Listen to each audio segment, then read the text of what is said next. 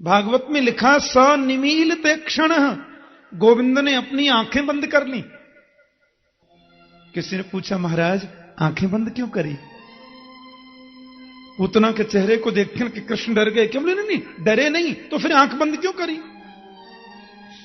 कन्हैया ने इसलिए आंख बंद करी कि गोविंद ने सोचा होगा कि 24 अवतारों में मेरे 2 ही अवतार सबसे श्रेष्ठ हैं, राम अवतार और श्री कृष्ण अवतार, और इन दोनों ही अवतारों में सबसे पहले राक्षसी को ही मारना पड़ रहा है।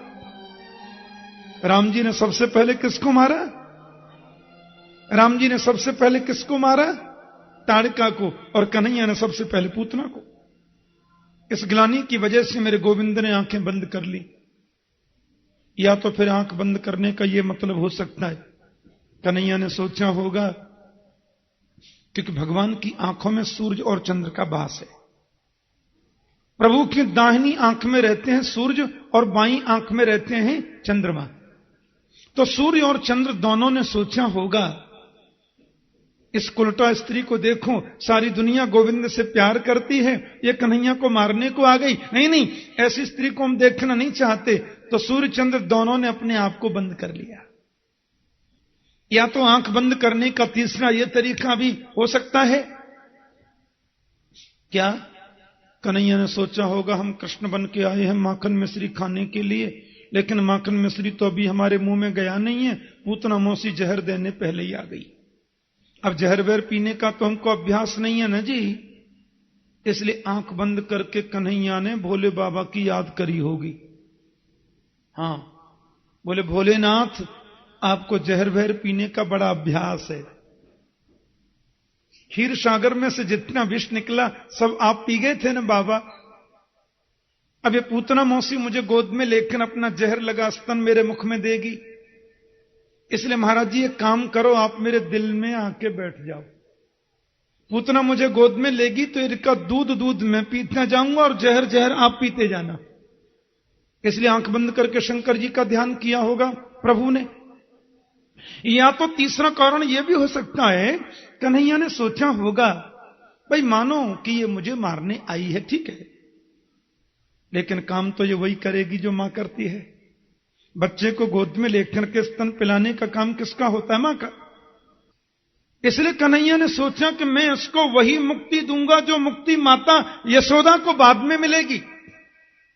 तो आंख बंद करके प्रभु ने गोलोक धाम में देखा होगा कोई सीट खाली है कि नहीं। बोलो जय श्री कृष्ण। अरे खाली हो तो वहां इसको भेजे, नहीं है तो कैसे भेजे?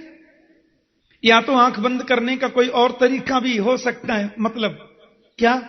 गोविंद ने सोचा होगा ये मुझे मारने आई है पूतना, लेकिन मुझे मारने से पहले मेरे मारने के लोभ में इसने हजारों बच्चे मार दिए।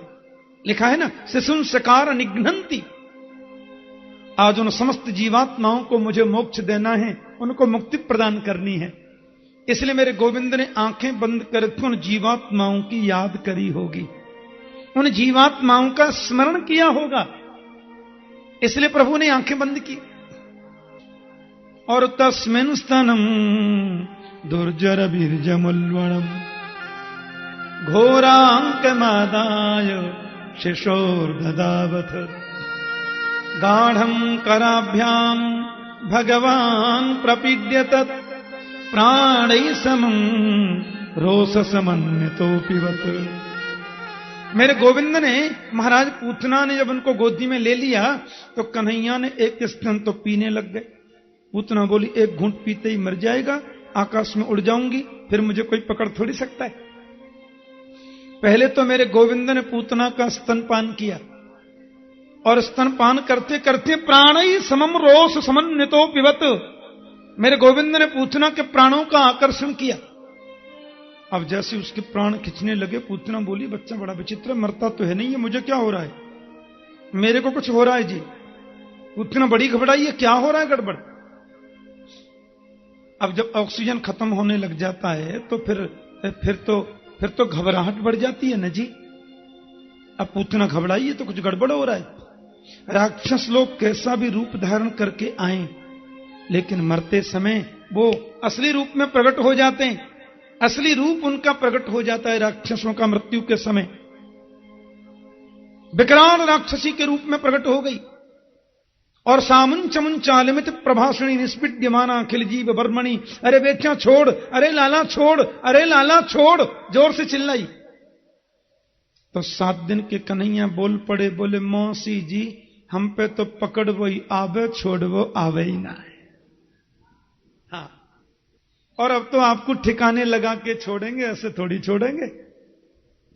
पूतना बोली कैसा बच्चा है, बड़ों की तरह बोलता है, ये मरता तो है नहीं तो बोलने लग गया। 7 दिन का बालक बोले तो अजीब लगेगा ना, 7 दिन का बच्चा बोलता है क्या, वो तो रोता है, लेकिन ये तो बोल रहा है।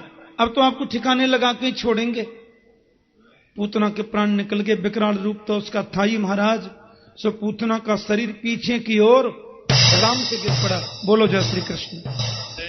पर यह तो अच्छा हुआ कि वो पीछे की ओर गिरी, आगे की ओर नहीं गिरी। आगे की ओर गिर जाती तो कितने हजार लोगों का राम नाम सत्य हो जाता। हां, ये तो पीछे की तरफ गिरी। फिर भी पतमानो पितदेह त्रिगव्युत्यंतरद्रुमान चूर्णयामास राजेंद्र महदासीदम अद्भुतम। पूतना का शरीर जब जमीन पर गिर पड़ा तो महाराज 3 गव्युति के बीच में, व्याकरण में एक गव्युति कहते हैं 2 कोस को। एक गव्युति माने 2 कोस, तो 3 कोस माने 3 गव्युति माने 6 कोस। 6 कोस माने 12 मील माने 18 किलोमीटर। 18 किलोमीटर के बीच में जितने बाग बगीचा थे पूतना के शरीर के नीचे आके सबका चूरन बन गया।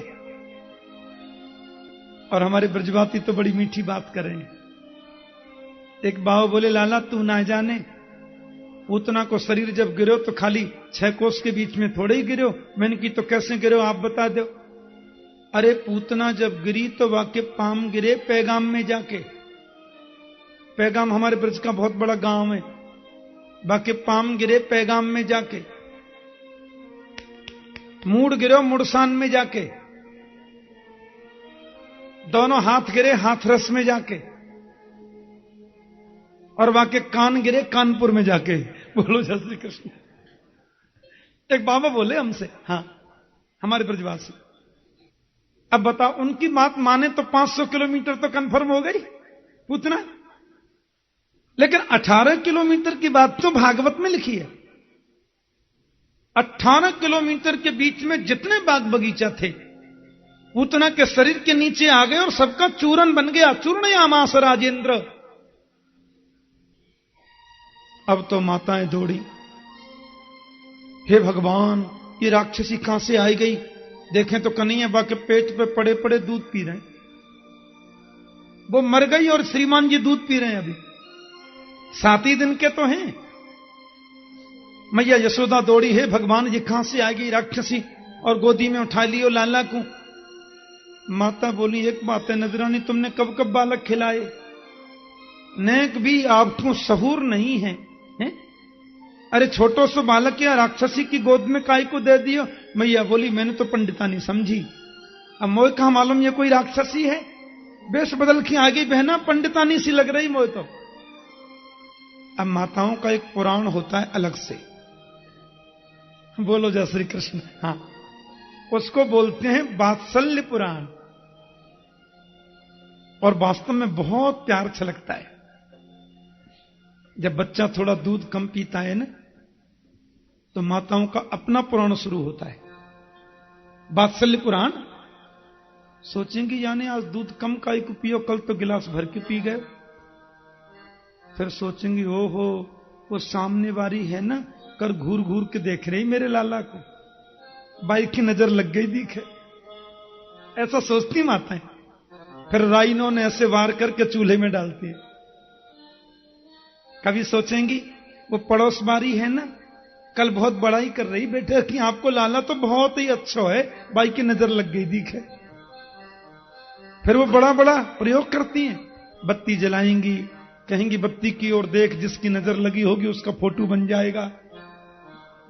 अब इन सब कार्यों से कुछ होता है कि नहीं ये तो प्रभु जाने, लेकिन पुत्र के प्रति मां का कितना वात्सल्य उमड़ता है इसे कौन जाने है?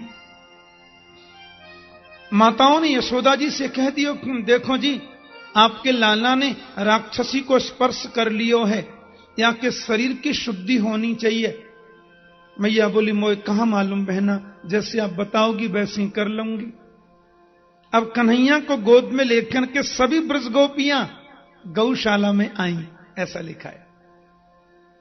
और गोमूत्रेण स्नापयित्वा पुनर्गोरज सार्वकम, मेरे कन्हैया ने गोमूत्र से स्नान किया। माताओं ने गोमूत्र से कन्हैया को स्नान कराया। और पुनर्गोरज सार्वकम, गाय की धूल से लाला के कन्हैया पे मालिश करी। हाँ, लाला के माथे पे लगाई, छाती पे गोधूली लगाई। और एक मैया गोद में लेकर कृष्ण को खड़ी हैं और दूसरी माता गाय के पूंछ से श्री कृष्ण को झाड़ा दे रही हैं। और कितना सुंदर भाव है, आप देखें। इंद्रियाणि ऋषिकेश प्राणान् नारायणो बतु, श्वेतद्वीप पतिश्चित्तम मनो योगेश्वरो बतु।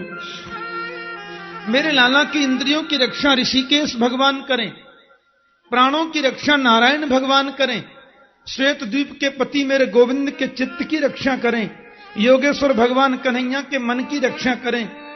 क्रीडंतम पातु गोविंद शयानम पातु माधव, खेलते हुए लाला की रक्षा गोविंद करें और सोते हुए कृष्ण की रक्षा माधव करें। और कन्हैया गोद में हंस रहे, बोले कर लो बात, हमारे नाम से और हमको ही झाड़ा दे रही है। बोलो जय श्री कृष्ण। नाम भी हमारा और झाड़ा भी हमको ही दे रही है। कहूं कहां लगी नाम बढ़ाई, राम न सकहि नाम गुण गाई। इसलिए गोविंद को आशीर्वाद दिया माताओं ने। फिर मैया घर लेकर के चली गई। इधर ब्रजवासी लोगों ने पूतना के शरीर को यमुना किनारे लाए। इतनी बड़ी अर्थी कौन बनावे, इसलिए ऐसी खींच के ही ले आए जमुना किनारे। बोले छोटे मोटे पाप रह गए होंगे तो ब्रजरज में रगड़ वेशों दूर रह जाएंगे। आपको मालूम है वृंदावन में एक लाला बाबू का मंदिर बनाया ना, कि बंगाल के बहुत प्रतिष्ठित व्यक्ति थे, वृंदावन में आकर के वास करने लगे। मैंने सुना है बुजुर्गों से कि लाला बाबू ने अपनी वसीयत में लिख दिया कि मेरे शरीर का अंत जब हो जाए तो मेरे शरीर को पूरी ब्रजरज में घसीटना, ताकि ब्रजरज इसके रग रग में समा जाए तो मेरा कल्याण हो जाए। मुक्ति कहे गोपाल सो मेरी मुक्ति बताए, ब्रजरज उड़ मस्तक लगे मुक्ति की मुक्ति हो जाए। पूतना के शरीर को खींच करके ले गए और यमुना किनारे जाकर के उसकी चिता जब जलाई, ऐसी सुंदर सुगंधी निकलती है चिता में से। पहले प्यार से बोलो जय श्री कृष्ण। राजा ने कहा गुरुजी एक बात मेरी समझ में नहीं आई, पूतना के शरीर में से अग्नि जो जली उसमें सुगंधी क्यों आई महाराज? अरे इसके शरीर में से तो दुर्गंधी आनी चाहिए, भगवान को मारने के लिए आई, फिर शरीर में सुगंधी क्यों आ गई? फिर सुगंधी क्यों आई? दुर्गंध आनी चाहिए। अरे राजन, जासु नाम सुमिरत एक बारा, उतरहि नर भव सिंधु अपारा। जिसका नाम सुमिरन करने मात्र से व्यक्ति भव सागर से पार हो जाए, उसको गोद में लेकर के जिसने अपना स्तन पान कराया हो, वो राक्षसी रह सकती है क्या? वो तो देवी बन गई। और आश्चर्य की बात तो यह है कि जो मुक्ति नदरानी यशोदा को बाद में मिलेगी, वो पूतना को आज पहले मिल गई। बोलो जय श्री कृष्ण। और पूतना लोक बालग्नि राक्षसी रुधिरासना, जिघांसयापि हरे स्तनम दत्वाप सदगतिम। पूतान पवित्रान बालकान घनंती इति पूतना। पूतना का नाम अच्छा नहीं था, उसका काम भी अच्छा नहीं था, उसकी बिरादरी भी अच्छी नहीं थी, राक्षसी थी। और रुधिरासना, भोजन भी ठीक नहीं था, रक्त पान करती थी छोटे बच्चों का है? फिर भी मेरे गोविंद ने उसको मोक्ष प्रदान कर दिया, क्योंकि जिघांसयापि हरे, कृष्ण को मारने के लिए आई थी, कोई सद्भाव से नहीं आई थी। पर मेरे कन्हैया ने उसको मुक्ति प्रदान कर दी, उसको मोक्ष दे दिया। क्योंकि गोविंद ने सोचा कि मारने का तरीका और भी तो हो सकता था, पर पूतना ने मारने का तरीका मुझे दूध पिलाकर ही क्यों चुना? ये काम तो मां करती है, इसलिए मेरे प्रभु ने उसके दुर्गुणों को नहीं देखा और पूतना को मोक्ष प्रदान कर दिया। किम पुनः श्रद्धया भक्त्या। अरे भाई, जब पूतना को मोक्ष प्राप्त हो सकता है तो श्रद्धा से, भक्ति से, प्रेम से जो गोविंद के नाम का स्मरण करें, उनकी मुक्ति में कोई संदेह रह सकता है क्या? प्रश्न ही नहीं उठता। ऐसा सुंदर भाव यहां जागृत हुआ। भगवान श्री सुखदेव जी महाराज कहते हैं, राजन, नंद बाबा मथुरा से लौटे तो बाबा को बड़ी पीड़ा हुई सुन करके। एक बात कहूं, पूतना कहते हैं अविद्या को। हमारे लाला का अवतार हुआ था अष्टमी को, श्री कृष्ण का अवतार हुआ अष्टमी को, और पूतना गोविंद को मारने गई चतुर्दशी को। क्योंकि अविद्या जो होती है ना, 14 जगहों पर उसका निवास हो जाता है। 5 ज्ञानेंद्रियां, 5 कर्मेंद्रियां, मन, बुद्धि, चित्त और अहंकार, यही तो 14 जगह हैं। लेकिन अविद्या गोविंद के सामने आ जाए तो टिक नहीं सकती, वहां आते ही उसका विनाश हो जाता है। कैसे? जैसे सूरज के सामने कभी अंधकार रुक पाता है क्या? एक बार राम जी के पास में अंधेरा रोता रोता गया। राम जी बोले, अंधेरे जी काहे को रोते हो? बोले, महाराज आप सूर्य वंश में प्रकट हुए हैं और सूर्य मुझे बहुत तंग करता है। राम जी बोले, क्या तंग किया? बोले, जहां भी मैं जाता हूं वहां पहुंच जाता है और मेरे को रहने नहीं देता सूर्य। आप जरा, आपको मिले तो समझा देना कि भाई अंधेरे को क्यों तंग करते हो। राम जी बोले, मुझे मिलेगा तो मैं सूर्य से बोलूंगा क्यों अंधेरे को तंग किया तुमने। हाँ ठीक है। एक दिन राम जी को सूर्य नारायण मिल गए। भगवान राम से कहा, कहिए कैसे याद किया मुझे? राम बड़ा रो रहा था बेचारा और कह रहा था कि वो सूर्य बहुत तंग करते हैं। क्यों करते हैं ऐसा? बोले, महाराज जी मैंने तो कभी अंधेरे को तंग किया नहीं, फिर भी आपको लगता है कि मैंने तंग किया है। एक बार अंधेरे के साथ में आप मेरी मीटिंग करा दीजिए और मैं अंधेरे से आपके सामने ही पूछूंगा मैंने क्या कष्ट दिया, बताओ। लाखों वर्ष बीत गए पर राम जी अंधेरे के साथ में सूरज की कभी मीटिंग नहीं करा सके। बोलो जय श्री कृष्ण। क्योंकि सूरज जहां रहेगा वहां अंधेरा टिक ही नहीं सकता, और टिके नहीं तो मीटिंग कैसे हो? तो जैसे सूरज के सन्मुख कभी अंधेरा नहीं टिक सकता, वैसे ही मेरे गोविंद के सन्मुख अविद्या कभी नहीं टिक सकती, अज्ञान कभी नहीं टिक सकता। अज्ञान अविद्या ही तो पूतना है जिसको गोविंद ने आज विनाश कर दिया। मैया यशोदा बड़ी चिंतित हो गई। अब लाला 6 महीना के हो गए। तो आपने देखा होगा ब्रज की परंपरा है, वैसे तो ये बड़ी वैदिक रीति है, बालक जब 5-6 महीने का हो जाए तो अन्नप्राशन संस्कार होता है। अन्नप्राशन माने उस दिन बच्चे के मुंह में अन्न दिया जाता है। कुछ लोग जो है वो चावल पकाते हैं, चावल थोड़े से ऐसे मसल कर बच्चे के मुंह में देते हैं। आज कन्हैया 6 महीना के है गए तो मैया ने सोची, मैं तो हमारे ब्रज में उसको बोलते हैं करवट बदलना, करवट बदलने की लीला। हाँ, मैया ने वो लीला बड़े उत्साह में करी। सब ब्रजवासियों को निमंत्रण दिया और सब लोग पधारे, और बैलगाड़ी के ऊपर मटकीन के बीच में एक सक्टासुर नाम का राक्षस आके बैठ गया। बैलगाड़ी के नीचे मैया ने लटका दियो पलना, और पलना में सो रहे गोविंद। आहा, अब ये सक्टासुर ऊपर आकर के बैठे हैं। बोले, यही तो कंस महाराज का काल है, मौका मिल जाए तो इसको मार करके भाग जाऊं मैं। हाँ, अब यहां सब लोग नाचने गाने में लगे। मैया ने उत्सव मनाया है ना, सब लोग खाने में पीने में लगे हैं। कन्हैया ने मन में विचार किया कि मेरो अवतार भयो है कि सब हमें देखो, तस्मात सर्वेषु कालेषु माम अनुस्मर। पर इन लोगों को देखो, ये लोग तो मेरी तरफ कोई देख ही नहीं रहा है, सब खाने पीने में लग रहे हैं, और ऊपर सक्टासुर मामा जी भी आ गए हैं, इनका कल्याण भी करना है। अब ऐसा काम करना चाहिए कि सक्टासुर मामा की कमर भी टूट जावे, हैं? और ये इधर उधर जो देख रहे हैं वो सब मेरी ओर देखने भी लगे। तो सोते सोते मेरे कन्हैया ने रोना शुरू किया, फिर भी कोई नहीं देखने। तो गोविंद ने अपना एक चरण लंबा करके बैलगाड़ी में मार दिया। सो बैलगाड़ी धड़ाम से पलट गई। अब जैसे ही बैलगाड़ी पलटी महाराज, धम धम करके सब मटकी फूट गई। ब्रजवासी दौड़े, हे भगवान, आंधी आई नहीं, तूफान आयो नहीं, गाड़ी कैसे पलट गई? अरे अरे मैया दौड़ी, दौड़ करके लाला को गोद में लियो। मैया आज भगवान ने बड़ी रक्षा करी, देखियो हम सैकड़े मटकी रखी भाई और गाड़ी पलट गई, लाला की रक्षा है गई। मैया बोली वो सब तो ठीक है, पर आंधी आई नहीं, तूफान आयो नहीं, ये गाड़ी पलटी तो पलटी कैसे?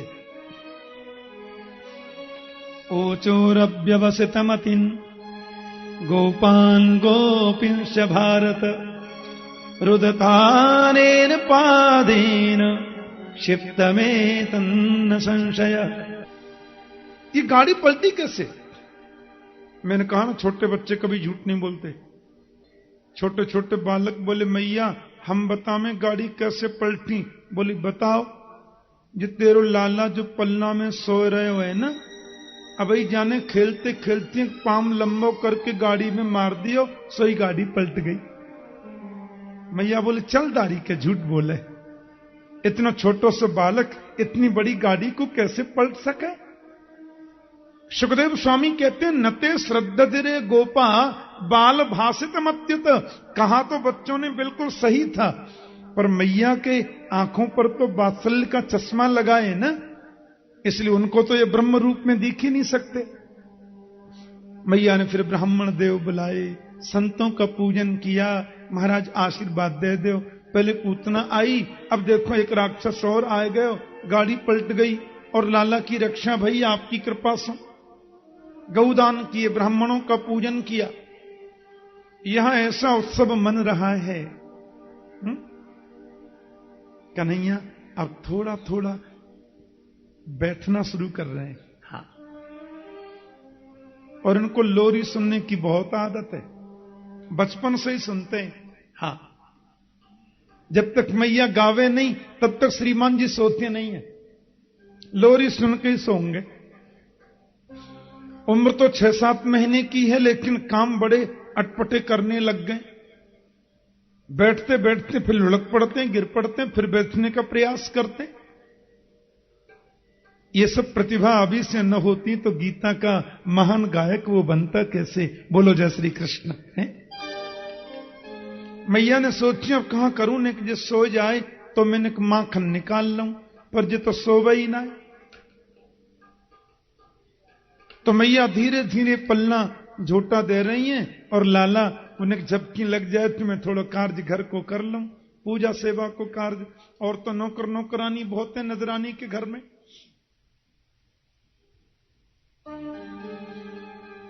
बड़ा सुंदर भाव है। ब्रह्मा जी ये दृश्य देख रहे हैं, नजरानी तुमने कौन सा ऐसा पुण्य कार्य किया, यशोदा तेरे भाग की कहीं न जाए।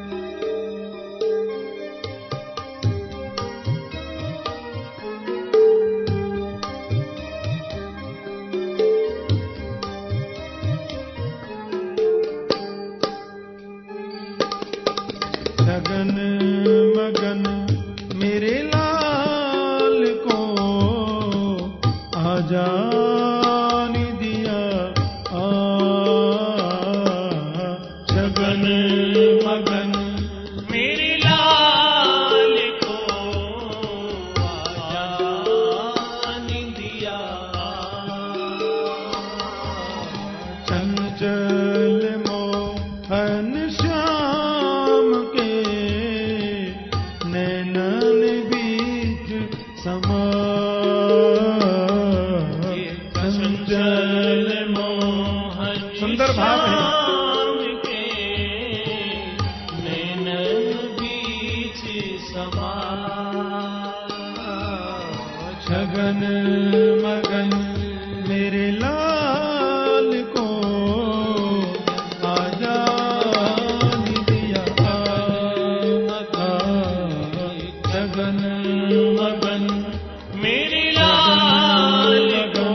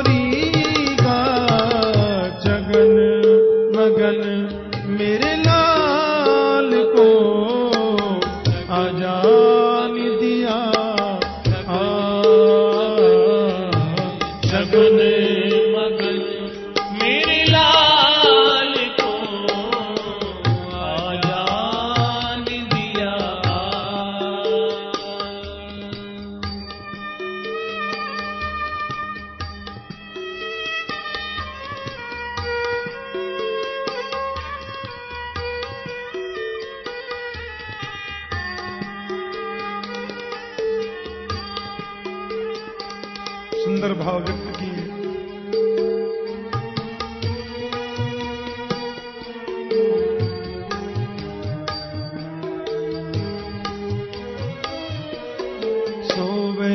कन्हैया पालना या की है छवि अभिरा,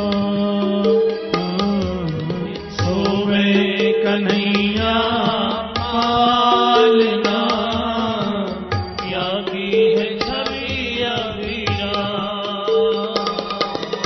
आंगन की शोभा मेरो मनमोहन घन श्याम, आंगन की शोभा मेरो मनमोहन घन श्याम, आजारी निदिया लाल को, आजारी निदिया लाल को, आजारी निदिया लाल को, आजारी निदिया लाल को, मैया रही तो बुला, जगन मगन मेरे लाल को, आजारी दिया जगन मगन मेरे लाल को, मेरे लाल को, मेरे लाल दिया, आजादी दिया, जगन मगन, जगन मगन मेरे लाल को, मेरे लाल को, आजादी दिया, जगन मगन, जगन मगन, जगन मगन, जगन मगन।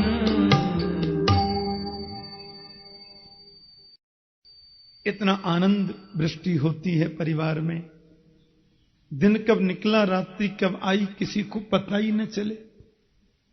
1 वर्ष का कन्हैया हो गया, एक तृणावर्त नाम का राक्षस गोविंद को उठा के आकाश में ही ले गया। मेरे प्रभु ने तृणावर्त का ही कल्याण कर दिया, डरे नहीं। ये तृणावर्त को बहूड़ा बोलते हैं ब्रजभाषा में। जेठ के महीना में गोल गोल आंधी चलती है ना, बहूड़ा, वही तृणावर्त है। तृणों का समूह हो, उसमें आप कुछ भी डाल दो ऐसे घूमने लग जाते। गोविंद को उड़ा करके आकाश में ले गया, प्रभु ने उसका कल्याण कर दिया। अब यहां एक बड़ी समस्या पैदा हो गई है। नंद बाबा तो भूल ही गए कि नामकरण भी होता है। कन्हैया को खिलाने में, उनके संग आनंदित होने में इतने तन्मय हो गए हैं कि बाबा गोविंद को नामकरण कराना ही भूल गए, ध्यान ही नहीं रहा। आहा, लेकिन वसुदेव जी ने अपने मन में सोचा कि नंद जी के घर मेरे 2 पुत्र हैं, अभी दोनों में किसी का ही नामकरण नहीं हुआ, नामकरण तो होना चाहिए। बाबा ने अपने कुलगुरु श्री गर्गाचार्य जी बुलाए। गर्गाचार्य जी बोले कहिए। बोले महाराज एक जरूरी कार्य है, नंद जी के गोकुल में आपको जाना है और वहां मेरे 2 पुत्र हैं ना, दोनों का नामकरण करके आना है। आप नामकरण करने अवश्य पधारें प्रभु, लेकिन इस बात का पूरा ध्यान रखना कि नंद जी को यह बिल्कुल पता नहीं चले कि छोटा बाला भी मेरा पुत्र है। बोलो जय श्री कृष्ण। छोटा बाला मेरा पुत्र है, ये बात नंद जी को पता नहीं चलनी चाहिए। जाइए। बोले महाराज आप चिंता न करें, मैं नामकरण करके आऊंगा। और आदरणीय गर्गाचार्य जी सीधे गोकुल में पधारे। बाबा नंद को पता चली संत पधारे हैं, सपरिकर आए और द्वार पे आकर के उनको स्वागत किया। आओ महाराज पधारो। बोलो जय श्री कृष्ण। कहां से? ओहो, मथुरा से पधारे आप। आज्ञा महाराज जी। देखिए जी, बात यह है, कहीं नामकरण करना, कहीं शादी पढ़ाना, कहीं उपनयन संस्कार करना, अपना तो यही काम है। नंद जी बोले, चोखी याद दिवाई महाराज आपने। मेरे घर भी 2 लाला हैं, अभी काऊ को नामकरण ना है भयो, और आप श्री के मुख से नामकरण है जाए तो कितनी प्रसन्नता की बात है। गर्गाचार्य बोले, लेकिन आपके पुत्रों का नामकरण करने में मेरे को थोड़ी दिक्कत है। क्या? क्योंकि यदूना महमाचार्य ख्यातश्च भुवि सर्वतः सुतं मया संस्कृतं ते मन्यते देवकी सुतम। आपको शायद मालूम नहीं है नंद जी, मैं वसुदेव जी के घर का आचार्य हूं। यदूनाम अहम आचार्य। और कंस के मन में यह बात पहले से ही घर कर चुकी है कि देवक्याम अष्टमो गर्भो न स्त्री भवितुमर्हसि। देवकी का 8वां गर्भ स्त्री नहीं हो सकता। कंस के मन में कहीं न कहीं यह संदेह घर कर चुका है कि वसुदेव जी ने अपने 8वें पुत्र को नंद जी के घर भेज दिया। अब वसुदेव जी के घर का ब्राह्मण यानी कि मैं गर्गाचार्य आपके पुत्र का नामकरण करूंगा तो कंस ये सोचेगा नहीं क्या? उसको विचार तो होगा ही। क्योंकि वसुदेव जी के घर के पंडित जी ने नंद जी के पुत्र का संस्कार किया है, नामकरण संस्कार किया है, तो जरूर नंद जी के घर जो पुत्र है वो वसुदेव का ही पुत्र होगा। नहीं, नामकरण करने के लिए वो अपने ब्राह्मण से कराते, वसुदेव के ब्राह्मण को क्यों बुलाते? अब बताओ, समस्या खड़ी हो जाएगी ना। और मेरी वजह से किसी के पुत्र के जीवन में कोई समस्या आवे, यह मैं बिल्कुल नहीं चाहता। नंद जी बोले, सुनो महाराज जी, जब कंस को पता ही ना चलेगी तो समस्या काहे को आवेगी? नंद जी, आपके यश को मैंने सुना है, हर काम बड़ी धूमधाम से करते हैं आप। आपने अपने पुत्र का जन्मोत्सव धूमधाम से मनाया, 6वें दिन ही 7वें दिन ही पूतना आ गई, मालूम है? आपने अपने बेटे का अन्नप्राशन संस्कार धूमधाम से मनाया, उसमें सक्टासुर राक्षस आ गया। भीड़ में पता नहीं चलती महाराज, गलत भी आ जाते हैं। आपने 1 वर्ष का उत्सव मनाया, तृणाव्रत आ गया। अब नामकरण संस्कार आप करेंगे और मेरे द्वारा कराएंगे नामकरण अपने बालकों का, और उस भीड़ में फिर कोई राक्षस आ गया तो बोले भीड़ क्यों होगी? क्योंकि आप कोई काम धूमधाम से ही करते। नंद जी बोले, गुरुजी हम तो पड़ोसी को भी नौ तो नहीं देंगे, बस पर नामकरण आपके मुख से है जाए। हमें कहा करना है अपनी नाम बड़ाई प्रतिष्ठा को, हमारा लाला प्रसन्न रहे बस। गर्गाचार्य बोले, ऐसी बात है तो गौशाला के बंद कमरे में नामकरण कराना है तो आप अपनी पत्नी साथ लेकर के आओ, मैं नामकरण कर देता हूं। नंद बाबा ने मैया से जाकर के कही, देवी हमारे घर 2 लाला हैं, काऊ को नामकरण ना भयो, बड़े उच्च कोटि के ब्राह्मण आए भये हैं, आज इनके हाथ से नामकरण कराना चाहिए। यशोदा मैया बोली, क्यों जी, लाला हम कहूं से उधार लेके आई है कि हमने मोल को लियो है? बुढ़ापे में गोपाल को दर्शन कियो है, मेरे लाला को नामकरण होएगा ना जी तो 6 महीना पहले से तो ब्रजमंडल में नौते लगवाऊंगी और पूरे ब्रज में चूल को नौतो देना है। चूल का नौता मतलब है किसी के घर चूल्हा भी नहीं जले। सवेरे नाश्ता से लेकर के बच्चे से बूढ़े तक सब मेरे घर भोजन करें, उसको बोलते हैं चूल का नौता। माने आपके घर चूल नहीं जलेगी, आज चूल्हा नहीं जलना है। नंद जी बोले, हमें अपनी प्रतिष्ठा नहीं देखनी देवी, लाला की प्रसन्नता देखनी चाहिए। फिर नंद जी ने जब 2-3 बातें बताई तो यशोदा बोली, सुनो जी हम तो पड़ोसियों ना बुलाएंगे, हमारा तो लाला प्रसन्न रहे, पर एक बात बताओ, पंडित जी का नाम क्या है? नंद जी बोले बहुत उच्च कोटि के विद्वान हैं, गर्गाचार्य नाम है देवी। मैया बोली मैंने तो जी नाम सुनो ना है, अच्छे ज्योतिषी हैं, भूत भविष्य वर्तमान की सब बातें उनको बतावें। मैया बोली थी अब बाबा की परीक्षा लेनी चाहिए, सच्चा ज्योतिषी है कि खड़िया पलटन है? बोलो जय श्री कृष्ण। हाँ ऐसे बोल रहे हैं ब्रज में, खड़िया पलटन। परीक्षा कैसे लें? सो महाराज दोनों मैया ने विचार कर लियो। मैया यशोदा रोहिणी से बोली सुनो, मेरे लाला को ले लो तुम अपनी गोद में, और आपके लाला को मैं ले लूं अपनी गोद में। देखो बहन, हम दोनों को कलर भी खूब मिले, तुम्हारो लाला गोरो और मेरो कलर भी गोरो, मेरो कन्हैया सांवरो और तुम भी थोड़ी सांवरी रोहिणी, तो तुम्हारा और कन्हैया को रंग खूब मिले और तेरे बेटियों को और मेरो रंग भी मिले, अदला बदली करके बैठेंगी। देखें तो सही है, सच्चो ज्योतिषी है कि ऐसी डोले? परीक्षा तो होनी चाहिए ना। अब रोहिणी जी ने कन्हैया को गोद में ले लिया और यशोदा ने बलराम जी को गोद में ले लिया। दोनों माताएं जाकर के गर्गाचार्य के सामने बैठ गईं। पहले हवन हुआ, ध्यान से सुनना। अब हवन आदि से निवृत्त जब हो गई, दोनों माताओं ने देख लिया हवन आदि हो चुका है। गर्गाचार्य ने नीचे से नजर उठाकर के ऊपर देखा और रोहिणी की गोद में बैठे हुए कन्हैया पर जैसे ही नजरें पड़ी, सो गर्गाचार्य जी की तो समाधि लग गई।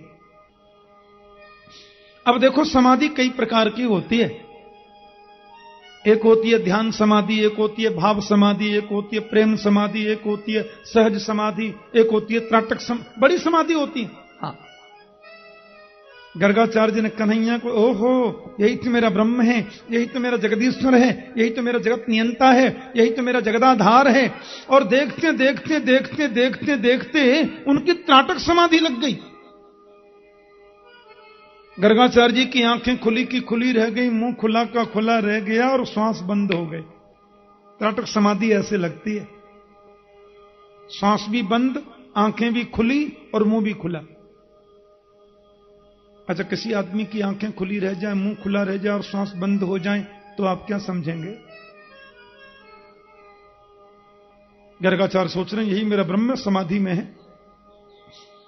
मैया यशोदा ने रोहिणी जी से पूछी, कहां भयो जा बाबा जी है? रोहिणी बोली, भाल तो चोखो भलो बैठो, जाने कहां भयो। अब दोनों माता ने बाकी आंखन के पास में चुटकी बजाई, सो पलक गिरे ही नहीं। मुंह के पास में ऐसे हाथ घुमायो। यशोदा बोली, बहना जाके तो श्वास भी बंद है और आंखें खुली रह गई। अजी देखो मुंह खुले और रह गए। रोहिणी बोली, तो फिर मुझे तो ऐसा लगे कि महाराज जी तो पधार गए दिखे। यशोदा मैया बोली, अरे महाराज पधारनो हो तो बाहर जाके पधार दे, मेरे घर में आके काय को पधारे। नंद जी की ओर देख करके बोली, अच्छा ज्योतिषी पकड़ के लाए तुम, घर में आते आते पधार गए। पड़ोसी कहेंगे अच्छा ज्योतिषी आओ, बहना कहां भयो। रोहिणी मैया और यशोदा मैया ने हाथ पकड़ के जोर से झकझोर दिए बाबा, सो समाधि टूट गई। क्या है? जब पलक गिरने लगे, मुंह चलने लगा, तो मैया बोली, तुम ठीक ठाक तो हो महाराज? गर्गाचार्य बोले, हमको क्या हुआ था, हम तो पूर्ण स्वस्थ हैं माता।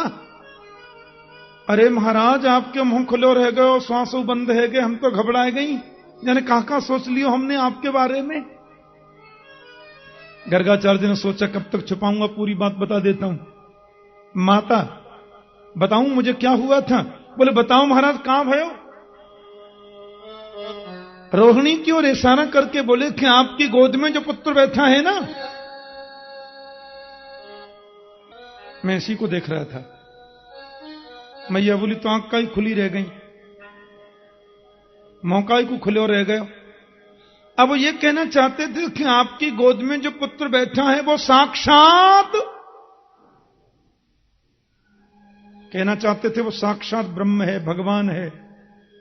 लेकिन गर्गाचार्य ने इतना ही कहा था कि वो साक्षात सो गोद में बैठे हुए कृष्ण ने इशारा किया, फुल पट्टी खोलेगो का? भैया यहां बेटा बनने में फायदा है, भगवान बनने में ना है।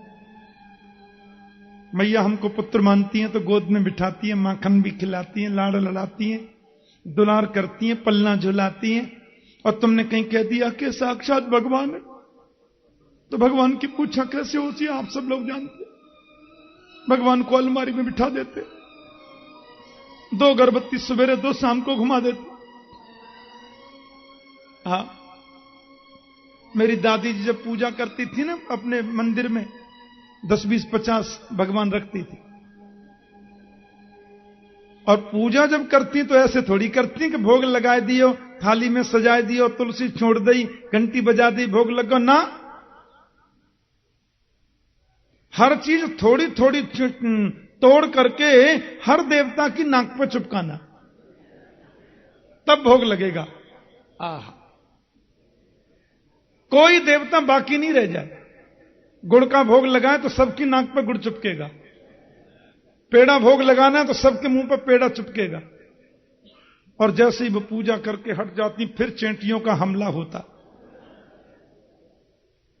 मैं कहता अम्मा देखियो जो कहां कर दियो, सवेरे पूजा घर में चेंटी चेंटी है गए, ऐसे को भोग लगे।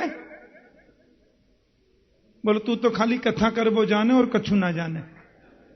हाँ, अरे लाला जी देवता ही चेंटी बन के आए हैं भोग लगावे काजे। ऐसा उनका भाव देखो। ये ऐसे ही हमें चेंटी चेंटा बन के भोग लगा के चले जाएंगे, हम की चोखो। तो भगवान की पूजा तो फिर ऐसी होती है, अलमारी में बिठा दिया, भोग लगा दिया। लेकिन बेटा बनाया है मुझे तो गोद में बिठाती है, माखन खिलाती है, लाड़ लड़ाती है। तुरंत इशारा किया।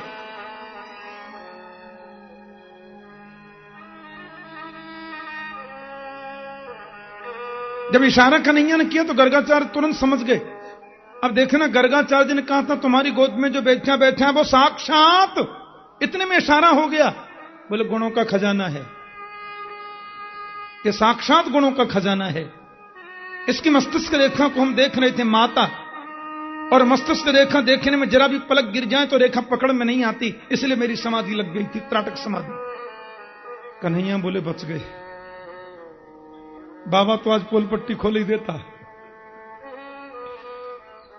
मैया बोली बहुत लंबी रेखा देखी महाराज, हम तो बिल्कुल डर गई, जाने कहां भयो आपको, अब नामकरण करो।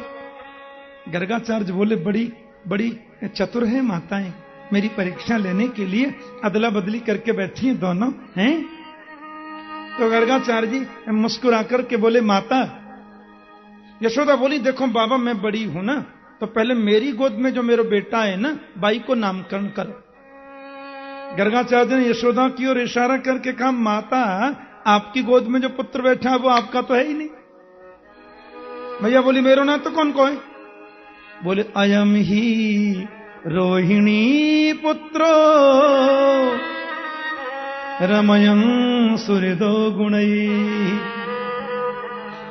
आख्यास्यते रामैति बलाधिक्यात् बलम विदुः। आपकी गोद में जो पुत्र बैठा है माता वो आपका नहीं है, अयम ही रोहिणी पुत्रो, ये माता रोहिणी का पुत्र है।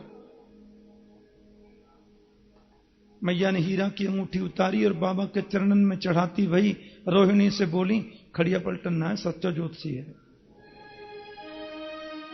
ठीक बात बता दे। माता इस बालक का नाम हम रखते हैं राम, आख्यास्यते राम इति, इसका नाम हम राम रखते हैं। लेकिन बलाधिक्यात् बलम विदु, बल की अधिकता होने के नाते इसको बलराम बोलेंगे लोग, बलभद्र। जिसका कल्याण पूरे, जिसका बल पूरे समाज का कल्याण करता है वही तो बलभद्र है। बल माने पराक्रम, भद्र माने कल्याण। बहुत प्रसन्न हो गई मैया। माता ये बालक कभी एक गर्भ से खींचकर दूसरे गर्भ में लाया जा चुका है, इसलिए इसका एक नाम संकर्षण भी होगा। हलधर, दाऊदयाल, बलराम, शंकरषण, बहुत नाम है इनके। और हमारे ब्रज में तो महाराज दाऊद दयाल ब्रज को राजा, भांग पीवे तो यहां पे आ जा। बोलो जय श्री कृष्ण। ब्रज को तो राजा है दाऊद दयाल। और माता रोहिणी आपकी गोद में जो पुत्र बैठा है कि आसन वर्णास्त्रयो ह्यस्य गृह्णतो नुयुगम तनु शुक्लो रक्तस्तथा पीत इदानीं कृष्ण तंगत। बड़ा सुंदर नामकरण कर रहे हैं। ये जो तुम्हारा बेटा है ना यशोदा जी, जो रोहिणी की गोद में है, इसका पहले शुक्ल वर्ण था, फिर इसका रक्त वर्ण हुआ, फिर पीत वर्ण हुआ, और इदानीं कृष्णतांगत, अभी इसका कृष्ण वर्ण हो गया है। कृष्ण वर्ण त्विषा कृष्णम, कृष्ण वर्ण होने के नाते इसको कृष्ण ही बोलेंगे माता। प्रागयम वसुदेवस्य क्वचिज्जाता तमात्मजः वासुदेव वपु श्रीमान अभिज्ञ संप्रचक्षते। मैया कहती है कि गर्गाचार्य बोले ये बालक कभी वसुदेव का पुत्र भी बन चुका है, मुझे ऐसा लगता है। मैया बोली पूर्व जन्म की बता रहा दीख है, ये कभी वसुदेव का पुत्र भी हो चुका है ना माता, इसलिए वासुदेव वपु श्रीमान अभिज्ञ संप्रचक्षते। जो जानकार लोग हैं वो इनको वासुदेव नाम से भी जानेंगे। वसुदेवस्या पत्यम पुमान वासुदेव, जो वसुदेव का पुत्र है उसको वासुदेव कहते हैं।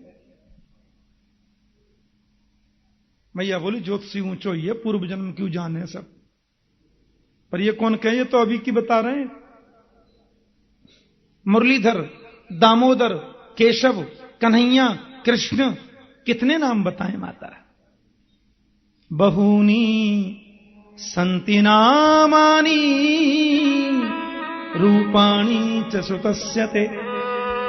तेरे बेटियों के बहुत नाम हैं माता, बहुत रूप हैं, बहुत गुण हैं, कितना हम बखान करें। मैया ने बहुत सा सुवर्ण दिया। गर्गाचार्य बोले तेरा बेटा तो नारायण के समान गुणों वाला है। मैया बोली दक्षिणा कम हो तो ज्यादा ले लियो महाराज, उल्टी सीधी बात मत बतावे। नेत्रों पर तो पर्दा पड़ा है वात्सल्य का, वात्सल्य के भाव का चश्मा लगाए, और उसमें तो ब्रह्म को छोटा होना पड़ता है। मैया ने बहुत सा द्रव्य प्रदान कर दिया। गर्गाचार्य बोले इन द्रव्यों की तो मुझे जरूरत नहीं थी माता, फिर भी तुम्हारे आग्रह को मैं टाल नहीं सकता। गर्गाचार्य ने वो सब द्रव्य लेकर के अपने माथे से लगाया और ब्राह्मणों के घर में उसको वितरित करके, और वहां से संत गर्गाचार्य जी चले गए। बोलो जय श्री कृष्ण। ब्राह्मणों के घर उसका वितरण कर दिया। आदरणीय पूज्य सुखदेव जी महाराज कहते हैं परीक्षित, कन्हैया अब थोड़े से बड़े हो गए। आज मैया जब गोपाल को गोदी में लेने को आई, सूरदास जी का बहुत सुंदर पद है। मैं प्रयास करता हूं इस मंच से सूर तुलसी की वाणी ही कही जाए सुखदेव के सहयोग के रूप में। और सूरदास जी महाराज तो कवियों में सूरज हैं, और भागवत के एक एक मंत्र पर सूरदास जी ने कवित्व लिखे हैं। आज मैया जब घर में गई, लाला गोदी में लियो, तो गोविंद पहली बार मुस्कुरा के बोले मैया। 2 दांत ऊपर हैं और 3 दांत नीचे हैं। अब मैया ने सुनी लाला के मुंह से मैया, सो माता यशोदा के हृदय में तो रसगुल्ला फूटने लगे। अब गोपीन की भीड़ लगी, नजरानी कहा बातें, बहना आज पहली बार मुंह से मैया बोले हो लाला। नंद बाबा घर में जैसी पधारे और बिन्ने कन्हैया गोद में लियो तो बोले बाबा। अब तो ब्रज में नगाड़े बजने लग गए। नंद जी को लाला आज बोल गए हो। बलराम जी घुटमन चलते आए तो बिन से बोले भैया। मिठाई बट रही है, नगाड़े बज रहे पूरे ब्रज में, हमारे नंदराज जी को लाला आज पहली बार मैया करके बोले है। और सूरदासी ने तुरंत लिख दिया। बोलो जय श्री कृष्ण। आप मेरे संग में जरा इस आनंद को मनाएं।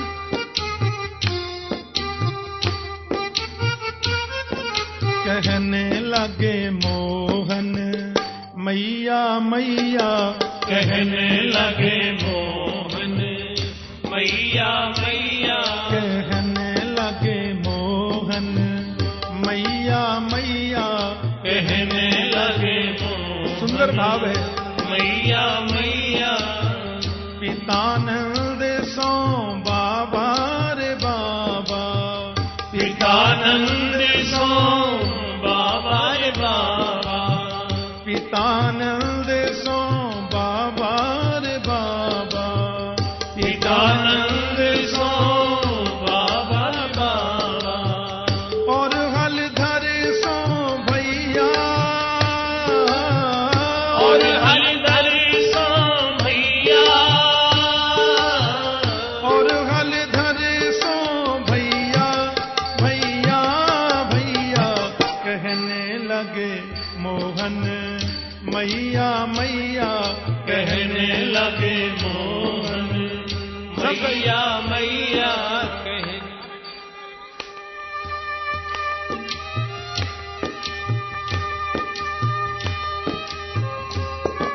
आदरणीय सूरदास जी ने बड़ा सुंदर भाव व्यक्त किया अपने पद के माध्यम से, बड़ी सुंदर भावनाओं का दर्शन कराया।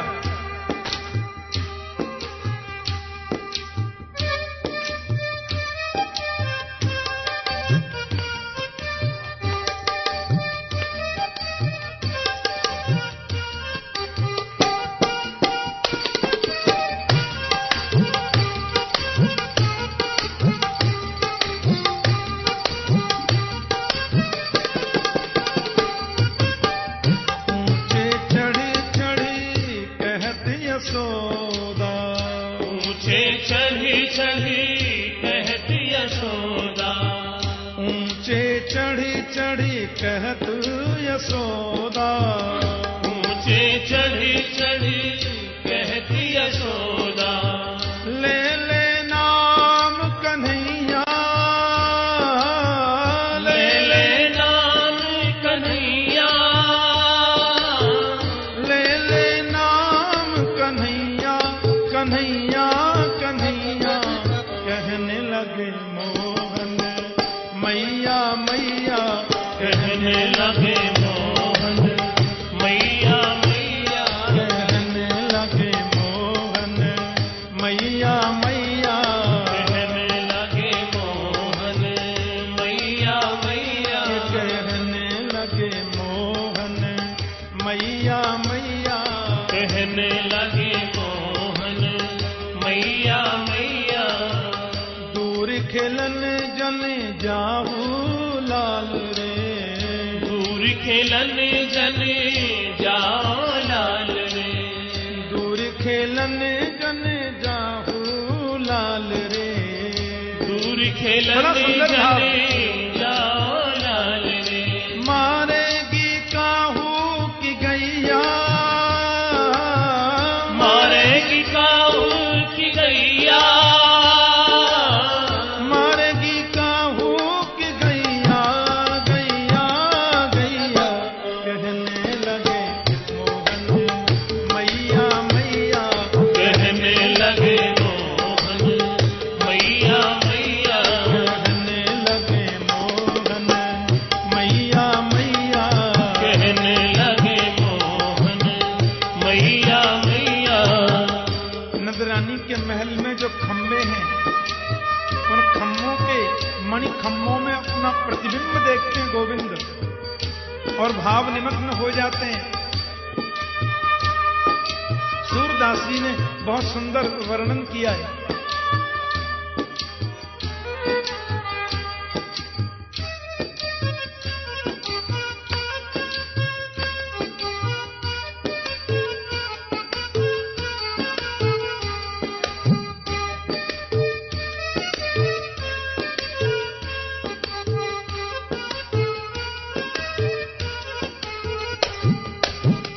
मणिखम्मन प्रति बिंब बिलोकत, मणिखम्मन प्रतिबिंब बिलोकत, मणिखम्मन प्रतिबिंब बिलोकत, मणिखम्मन प्रतिबिंब बिलोकत, नचत कुमार निज पैया,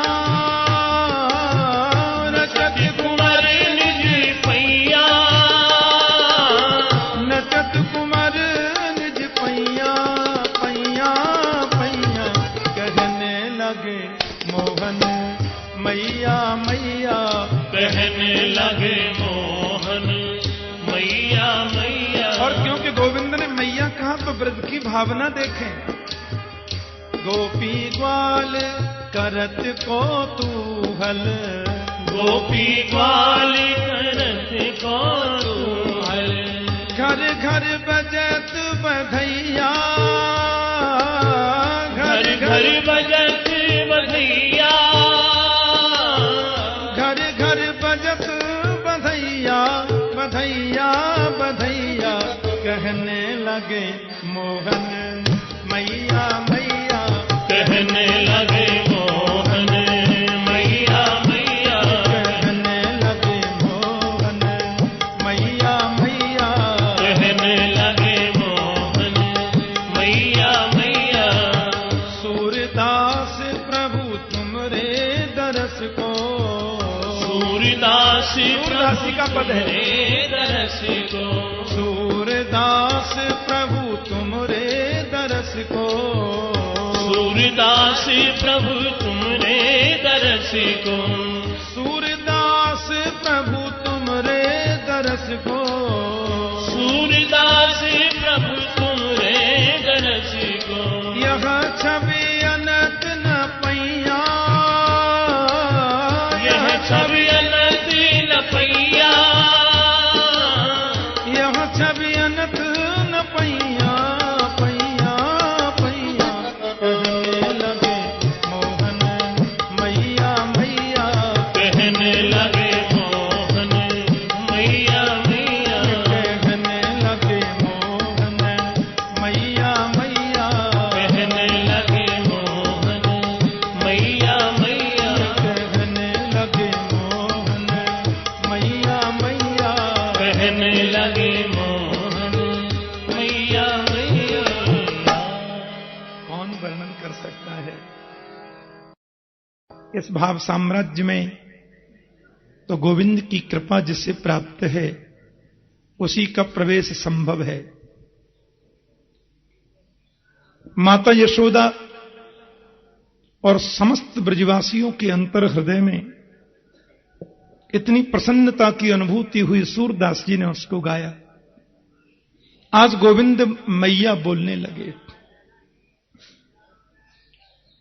एक और विचित्र बात है, बड़ा विशिष्ट वैचित्र है और बड़ी समझने की बात है।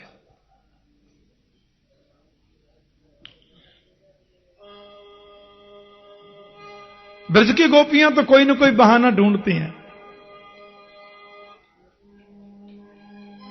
नंदरानी के आंगन में आज गोविंद नृत्य कर रहे थे और ये जो गोपियां हैं ये तो साक्षात वेद की ऋचा हैं, साक्षात वेद के मंत्र गोपियों के रूप में हैं। एक ऋचा स्वरूपिणी गोपी ने परब्रह्म को नंदरानी के आंगन में नृत्य करते देखा।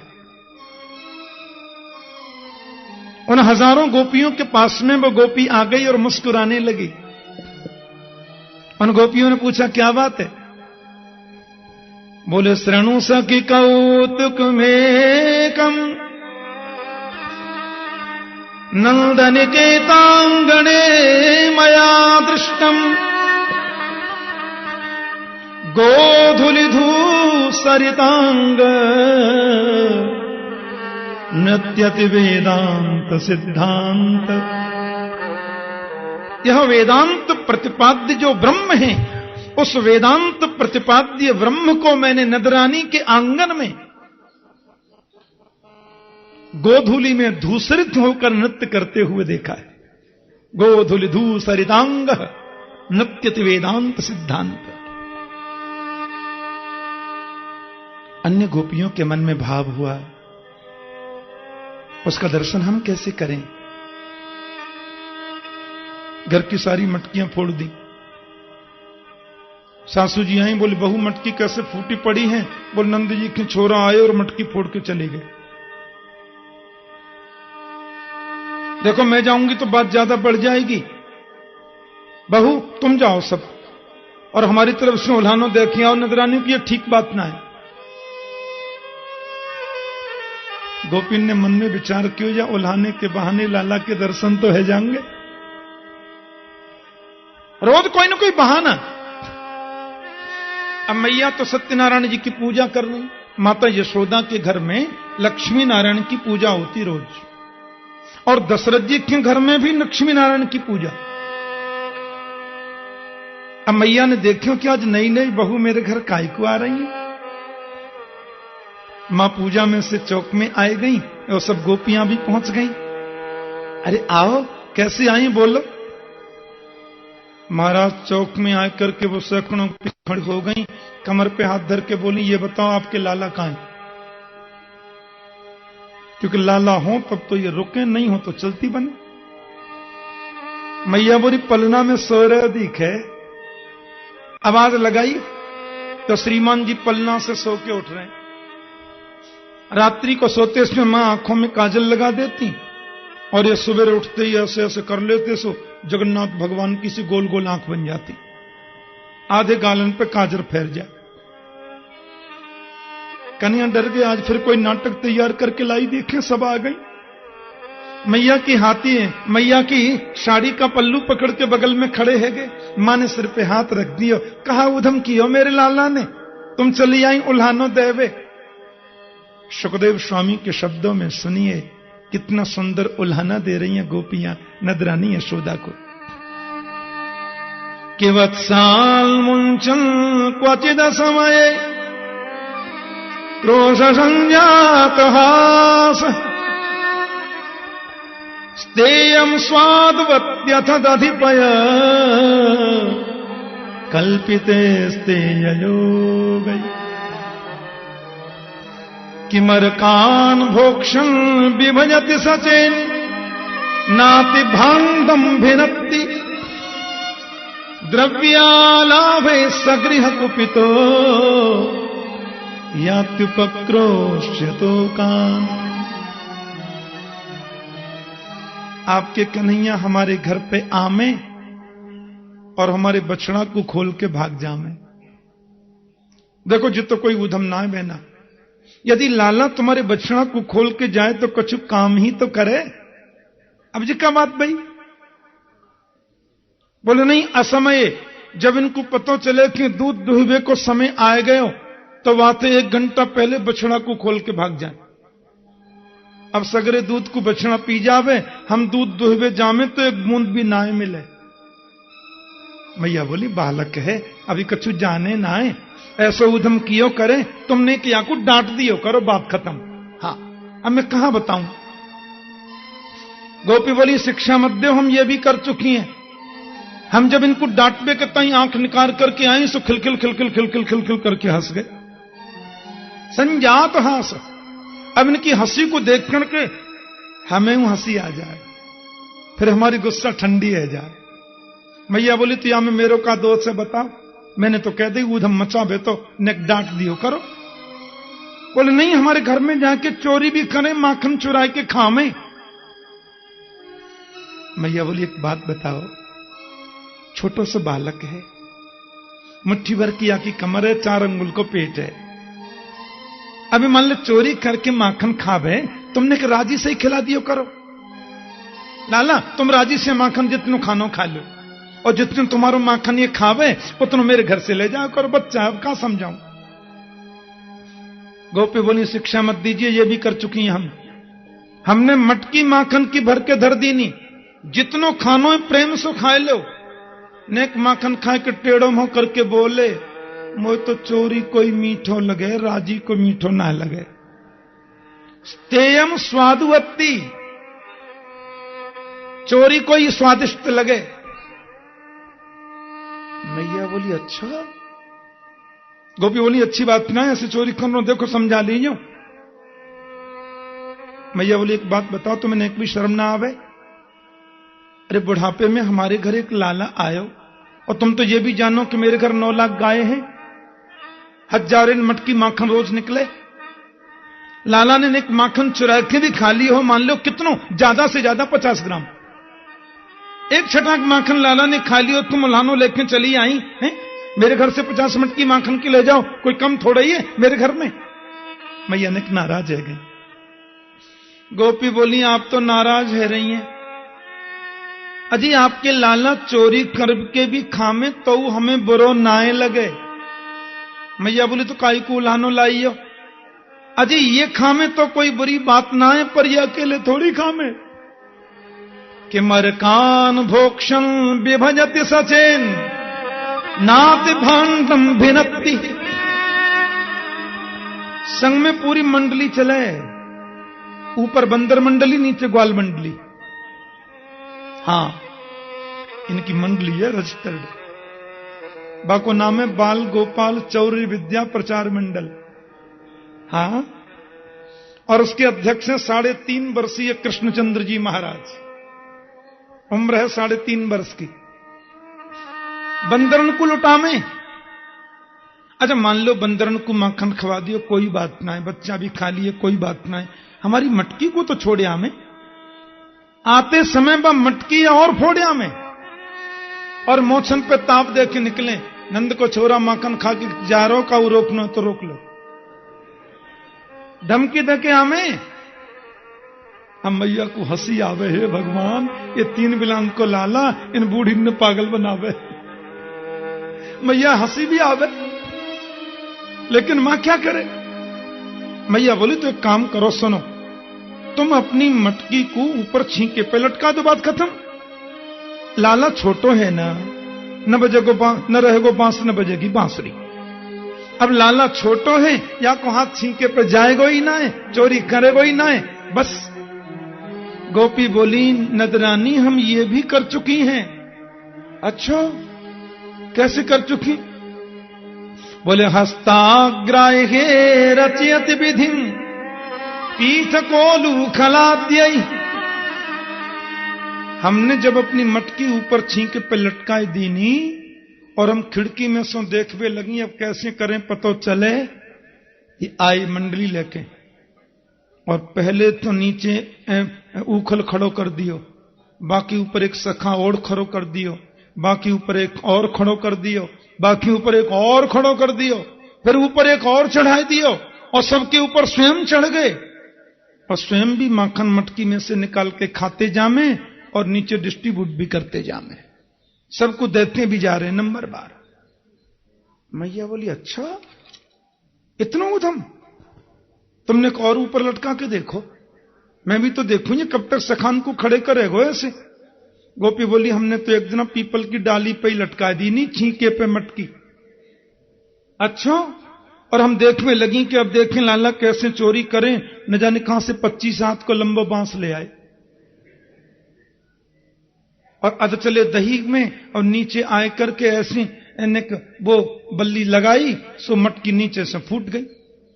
नजरानी ओक लगा के खड़े है गए, एक बूंद भी गिरने नहीं दियो, नंबर बार सब पी गए। अच्छा, तुम अपनी माखन की मटकी को अंधेरी कोठरी में धर दो, या को अंधेरे में बहुत डर लगे हुआ से माना जा सके। गोपी बोली हम ये भी कर चुकी हैं। गोपी कह रही है कि हम ये कर चुकी हैं नजरानी, के ध्वांतागारे धृतमणिगणम स्वांगमर्थ प्रदीपम।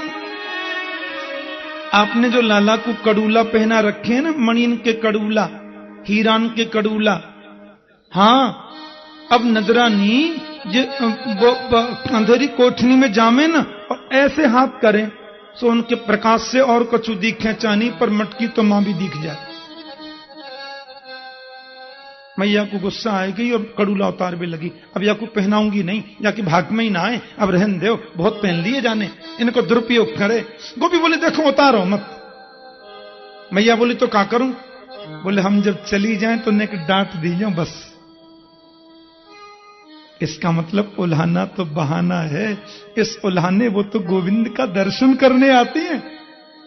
मैया बोली मेरी तो कुछ समझ में भी ना आवे, लाला को डांटन भी ना दे और उल्हानो भी सुनाती जा रही है। बोले ना हम जब चली जाए तो समझा लियो, कोई बात ना है। अब इन गोपियों में एक गोपी खड़ी थी 50 वर्ष की, सबसे बड़ी गोपी थी, तगड़ी भी थी। मैया बोली तुम कैसे चुपचाप खड़ी हो बहना, तुम सुनाओ।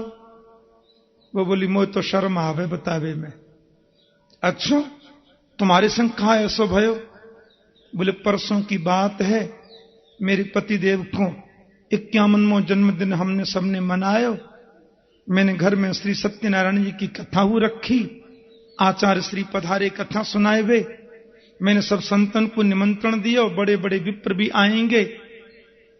सत्यनारायण की कथा से पहले ही कन्हैया गए और पाटा पे जाके बैठ गए और हमसे बोले भाभी जी हमारा भोग लगाओ। हमने कि लाला जी तो कोई बात ना है, ऐसे कैसे भोग लगा, ऐसे भोग ना लग सके। हाँ अभी सत्यनारायण जी की कथा होएगी, ब्राह्मण संत भोग लगावेंगे, भोजन पावेंगे, बाद में आप हमारे संग बैठकर प्रसाद ग्रहण कर लीजिए। अच्छा हमसे भी बड़ा कोई सत्यनारायण का? मैंने थोड़ी डांट लगा दी, छोटे बालक हैं। सो रूठ करके उठ के चले गए और मेरे घर के द्वार पे बाहर जाके बोले अंदर मुंह करके, भाभी तुमने सच्चे सत्यनारायण को अपमान किया होगी सो देखी जाएगी, आज तुमको ही बताएंगे। मुझको बहुत हंसी आई, नन्ना सो लाला 3.5 वर्ष की उम्र। चले गए। दिन भर कन्हैया मेरे घर नहीं आए। सैकड़ों संतन के भोजन भये, हजारिन ब्राह्मणन ने भोजन किए। सत्यनारायण जी को प्रसाद पूरी गोकुल नगरी में मैंने बांटे हो। लाला आए नहीं, माने आए ही नहीं। मेरे पति बहुत थक गए बेचारे, सो गए गहरी नींद में। रात को 12 बजे जाने कौन सी खिड़की में है कि तुम्हारे कन्हैया मेरे घर में घुस गए नजरानी, और मेरी लंबी चोटी मेरी पति की दाढ़ी में बांध के भाज गए। पति भी गहरी नींद में, मैं भी गहरी नींद में, हमको का पता चले। मन की लंबी दाढ़ी मेरी चोटी में कस के बांधी नहीं, और जाने कहां से भाज गए। रात के 1:30 बजे मेरे पतिदेव को बड़ी जोर की प्यास लगी और पानी पीवे के टाइम जैसी पतिदेव उठे सो बिन की दाढ़ी और मेरी चोटी दोनों खिंचे। अब मैं हल्ला मचाऊं, क्या कर रहे हो, क्या कर रहे हो? पति बोले क्या कर रही हो, क्या कर रही हो? अजी क्या कर रहे हो? बोले क्या कर रही हो? बोले क्या कर रहे हो? बोले क्या कर रही हो? हम दोनों ही परेशान भाई। नजरानी दीपक जलायो, मेरे पति की दाढ़ी के 25% बाल उखड़ गए। ऐसो ऐसो ऊधम मचावे लाला। नजरानी को आई जोर से हंसी। अच्छा ये छोटो सो लाला इतना ऊधम? गोपी बोली आपके सामने छोटे दिखे, बाहर गली में जाते ही चौकड़ी भर के भागे, पेट में 1.5 हाथ की दाढ़ी है नजरानी। और परसों मेरे घर भी सत्यनारायण की कथा भाई, मैं पंजीरी भून रही रसोई घर में, सो मेरे पास जाकर बोले भाभी जी राम राम। मैंने कि आओ कन्हैया। ओहो आज तो लाला बड़ी जल्दी नहा के आ गए। बोले हाँ अब हम जल्दी नहावे। पर भाभी तुमने पूरे घर के आंगन में गोबर को चौका काय को दे रखे हो? हमने कही आज हमारे घर विशेष पूजा होएगी सत्यनारायण प्रभु की। मैया से कहियो वे जरूर पधारें, कथा सुनबे भी। हाँ हाँ मैया भी आएंगे और हम भी नहा लिए, हम भी आएंगे। पर भाभी जी ये तुम बताओ तुम्हारे श्री सत्यनारायण जी कहां हैं? हमने कि वो तो बरामदे में सिंहासन पे बैठे हैं। वहां पे मत जाइयो लाला, बच्चा ना जामे ऐसे पूजा में ना, हम तो दूर से दर्शन कर लेंगे। मैं पंजीरी भूनने लगी, आपके लाला चुपचाप बाहर गए, कुत्ता के 2 पिल्ला पकड़ के ले आए और दोनों पिल्ला लाए क्यों सत्यनारायण जी के सिंहासन पर बिठा दिए। कुत्ता के बच्चे बड़े अच्छे लगते हैं। परमानंद दास को ठाकुर लायो पिल्ला घेर, हमारे ब्रज में गाते हैं संत लोग। पिल्ला घेर के ले आए, बिठा दिए सिंहासन पे, और बाहर जाके रसोई घर के जंगला पे लटक कर खड़े हो गए और भीतर झांक कर हमसे बोले भाभी ने अपने सत्यनारायण जी के दर्शन तो कर लीजो। मैंने कहा कोई गड़बड़ हो गया दिखे। मैं पंजीरी वंजीरी छोड़ के भागी, पूजा घर में देखा तो कुत्ता के पिल्ला बैठे 2 सिंहासन पर। मैंने दोबारा सत्यनारायण जी नवाए, पंडित जी बुलाए, प्रायश्चित पूजा कराई। ऐसो उधम एवं धार्ष्ट्यन्नु सति गुरु से मेघनादीनि वास्तव। अब देखो ये श्लोक तो बहुत गजब का है भागवत में। इस श्लोक का यदि सीधा सीधा अर्थ किया जाए तो मेघनादीनि वास्तव, इसका सीधा अर्थ यह होता है कि जहां हमारा पूजा घर है, हां, अब बच्चों के लिए तो पूजा घर वो सब एक ही है, लेकिन जगतगुरु वल्लभाचार्य महाप्रभु ने देखा कि भगवान का चिन्मय शाश्वत जो विग्रह है उसमें मलमूत्रादि का होना तो असंभव है। इसलिए मेघनादिनी का उन्होंने बड़ा सुंदर भाव किया। मे मम ग्रहे ह स्फुटम नादीनी कुरुते। जहां मेरा पूजा घर है नजरानी, वहां जाकर आपके लाला जोर जोर से हल्ला मचा देते हैं, पूजा नहीं करने देते। या मेघनादीनी वास्तव, वहां कूड़ा करकट डाले आते हैं, फेंक आते हैं। मैया ने टेढ़ी नजर से कन्हैया को देखा, बोले चौरे लाला, ये सब गोपी जो बता रही हैं बिल्कुल सही बात है, तेने ऐसा उधम कियो? कन्हैया बोले तेरी सौगंधे। ब्रज के कवियों ने बड़ी सुंदर बात कही है कि देखे बिन कान्हा जब मन नाही माना, इन आंखों से आज हमने ब्रह्म पहचाना है। कृष्ण पद कमलों में मन को लगाना, इन गोपियों का ताना ये उल्हाना तो बहाना है। कृष्ण पद कमलों में मन को लगाना, इन गोपियों का ताना ये उल्हाना तो बहाना है। ये केवल बहाना है, वास्तव में उल्हाने का कोई मतलब नहीं है। बल्कि गोपियां तो माखन सजा के रखती हैं और उनको बुलाती हैं, आज मेरे अंगना में आओ नदलाल, आओ गोपाल, दर्शन की प्यासी गुजरिया श्याम, बुलाती हैं।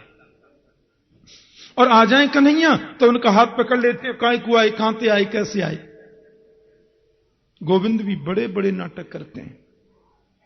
मैया ने खूब डांट लगाई, फटकार लगाई। आदरणीय सुखदेव जी महाराज कहते हैं कि एकदा क्रीडमानास्ते रामाद्या गोपदारका, कि कृष्णो मृदं भक्षितवान् इति मात्रे न्यवेदयन्। ब्रजवासियों के संग खेल रहे थे कन्हैया। आपने कल तक खूब ज्ञान की बात सुनी है, ध्यान देना। हां, घर छोड़ के वन में जाने की खूब कथाएं सुनी, नाक बंद करके पेड़ पर उल्टे लटक कर तपस्या करने की खूब कथाएं सुनी, कंठभर पानी में खड़े होकर गायत्री अनुष्ठान की कथाएं सुनी हैं। आंख बंद करो, नाक बंद करो, अंदर घुस जाओ, भीतर चले जाओ, समाधि लगा लो। कल तक आपने बहुत सुनी कथा। आज का दिन तो रसगुल्ले की कथा का है, क्योंकि उस समाधि का, उस ध्यान का, उस आसन का, उस प्राणायाम का जो फल है वो फल आज है। ये गोविंद ही तो सबका फल है। अब तो ब्रजवासियों के बीच में खेलते खेलते कन्हैया ने इतना बड़ो माटी को डेला लेके मुंह में धर लियो। ब्रजवासी बोले तेने कहा खाए रे बाल? बोले सब पकड़ करके ले आए महाराज नजरानी के पास। कृष्णो मृदम भक्षितवान इति बात में निवेदयन, मैया तेरे लाला ने इतना बड़ो माटी को डेला खा लियो। भगवान सुखदेव कहते हैं परीक्षित, मैया ने जैसी सुनी कि लाला ने माटी खाई तो साग्रहित्वा करे कृष्णम उपालभ्य हितैषिणी। मैया ने तुरंत लाला को हाथ पकड़ लियो, साग्रहित्वा करे कृष्णम, और हाथ पकड़ के भीड़ के बीच में खींच लियो। चौरे तेने माटी खाई? कन्हैया बोले तेरे सखा कह रहे तेने माटी खाई। कुमारास्ते अग्रजोप्ययम, तुम्हारे अग्रज बलराम जी भी कह रहे हैं कि तूने माटी खाई। कन्हैया बलराम की बगल में जाके खड़े हो गए, बोले चौं जी हमारी माटी खावे की शिकायत आपने करी? बलराम जी बोले तूने खाई तो मां पे सोई मैंने कह दी। ठीक है, हमू मैया तो कह रहे हैं कि भैया तो भांग को गोला खावे। बलराम ने सोची आपकी पिटाई बाद में होगी, हमारी पहले है जाएगी। मैया देख बात ऐसी है, मेरे सामने तो लाला ने माटी खाई ना है, और पीछे कब खाई हो तो मुझे पता ना है। मधमंगल बोले बामन को बेटा हूं, चुटिया की सौगंध खा के कह रहा हूं, इतना बड़ा डेला मेरे सामने खाए। मैया बोली तू सही से बता तेने माटी खाई? मैं काऊ की बात नहीं मानूंगी, पर बिल्कुल सही बताइयो।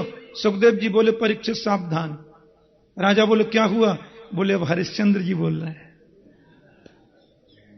सत्य बोलेंगे, सत्य के अलावा कुछ नहीं बोलेंगे। गोविंद हाथ जोड़कर खड़े हो गए और उन सैकड़ों सखाओं के बीच में अपनी सफाई प्रस्तुत कर रहे हैं। ना हम भक्षितवानंब सर्वे मिथ्या विशंसिन यदि सत्य गिरस्तर्हि समक्षम पश्य मे मुखम। सब झूठे हो गए, ये ब्रजवासी सब झूठ बोले। मैया मैं तेरी सौगंधे खा के कह रहा हूं, बिल्कुल मैंने माटी ना खाई। और सर्वे मिथ्या विशंसिन, ये सब झूठ बोले।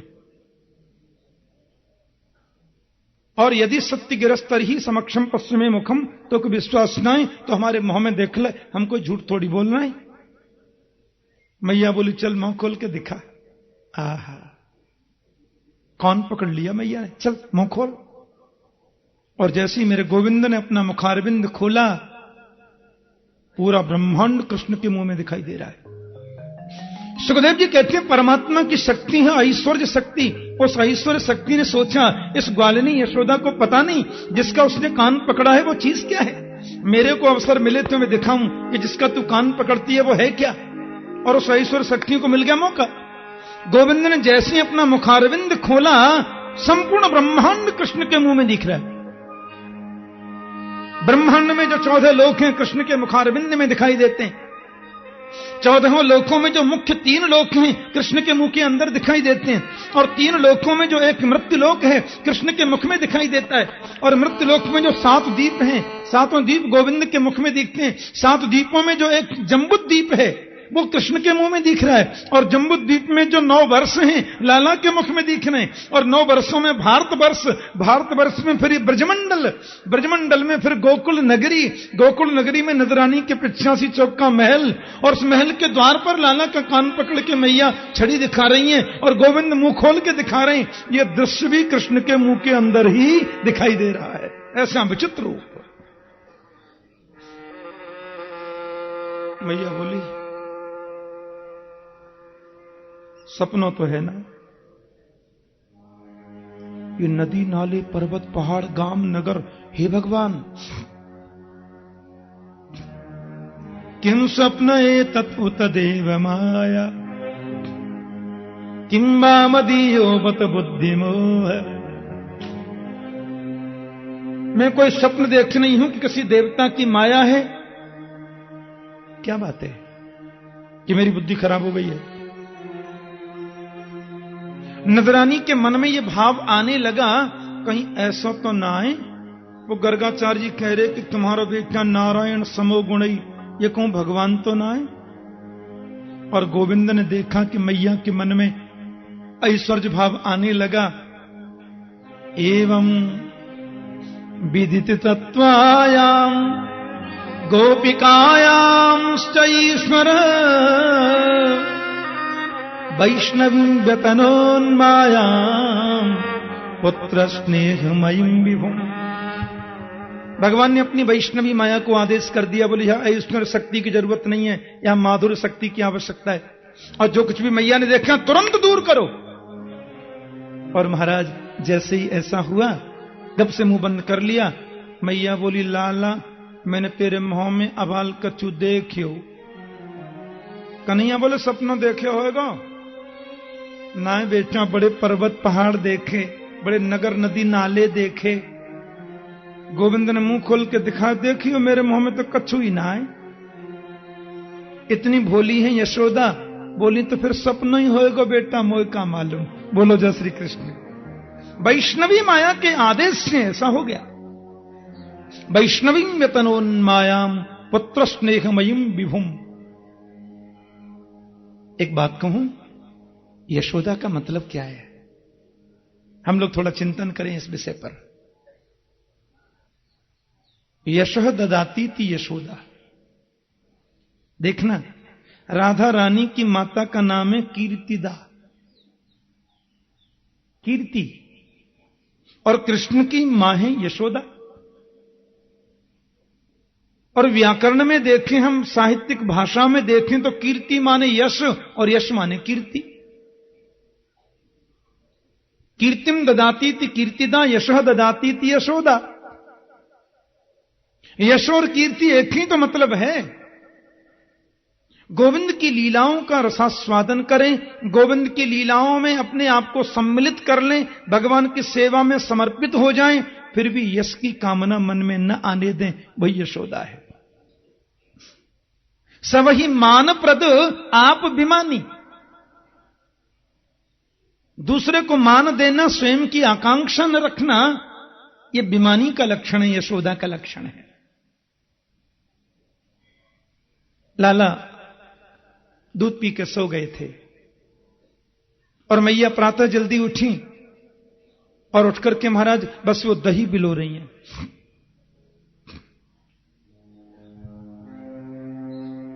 एकदा गृहदासीसु यशोदानंद गेहिनी कर्मांतरण युक्तासु निर्ममंत स्वयं दधि। थोड़ा ध्यान से सुनना। पूर्व जन्म में बड़ी तपस्या करी थी माता यशोदा ने और नंद बाबा ने। ये द्रोण नाम के वसु थे, इनकी पत्नी थी धरा। गोविंद को पुत्र रूप में चाहा, प्रभु ने कहा ठीक है मैं आपका स्तनपान करूंगा। और वे दोनों आज नंद यशोदा हैं। तो मैया का तो जीवन कृष्णमय हो गया है। अब इस श्लोक पे ध्यान दें। एकदा गृह दासी सु।